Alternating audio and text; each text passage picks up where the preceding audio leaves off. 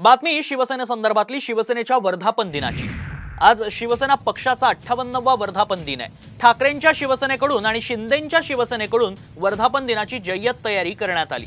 Worli dome मध्ये शिंदे गटाचा वर्धापन दिन साजरा होतोय, तर तिकडे सायंच्या षण्मुखानंद हॉलमध्ये ठाकरेंच्या शिवसेनेचा वर्धापन दिन साजरा केला जातोय। वर्धापन दिनानिमित्त दोन्ही गटाकडून मोठ्या प्रमाणात पोस्टरबाजी झाली आहे। आगामी विधानसभा निवडणूक डोळ्यासमोर ठेवून ठाकरे आणि शिंदे त्यांच्या कार्यकर्त्यांना आता काय आज मार्गदर्शन करणार, काय संदेश देणार याकडेच लक्ष लागलंय। 58वा वर्धापन दिन आहे। दोन्ही बाजूने वर्धापन दिन साजरे होत आहेत। या ठिकाणी काही भूमिका उद्धव ठाकरे काही जाहीर करतील का? येणाऱ्या विधानसभाच्या अनुषंगाने काही आज भूमिका जाहीर होणार आहे का? काय नेमकं असणार?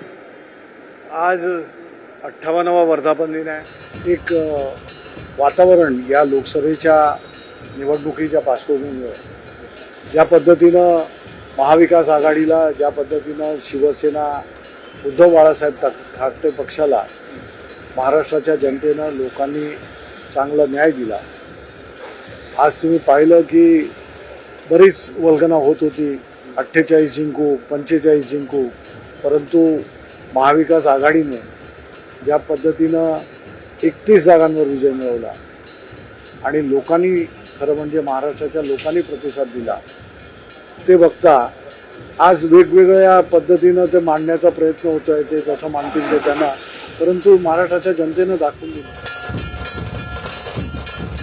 शिंदे सेनेकडून कशी जय्यत तयारी सुरू आहे? वरळी डोम परिसरातली दृश्य आपण बघतोय। ढोल ताशांच्या गजरात जोरदार तयारी सुरू असल्याचं पाहायला मिळतंय आणि षण्मुखानंद हॉल, या हॉल मधली दृश्य देखील आपल्या समोर आहेत। दोन महत्त्वाची दृश्य, दोन सेना आणि आजचा एक वर्धापन दिन। 58वा वर्धापन दिन, 56व्या वर्धापन दिनात नेमकं काय घडलं होतं आणि त्यानंतरचे दोन वर्धापन दिन काय कसे साजरे होत आहेत ते आपण बघतोय।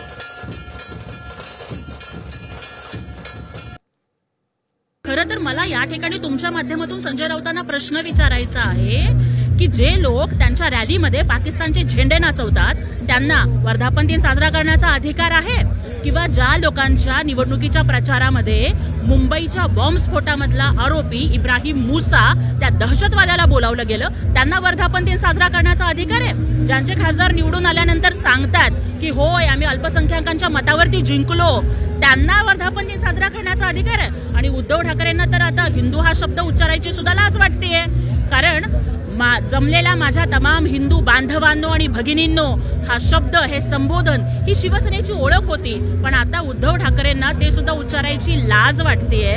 त्यामुळे मला वाटतं की आता त्यांना शिवसेना हे नाव घेण्याचाही अधिकार नाहीये, ती उबाठा सेना आहे आणि त्यांच्या विचारांचा रंग भगवान नाही, त्यांनी त्यांचे रंग बदलले।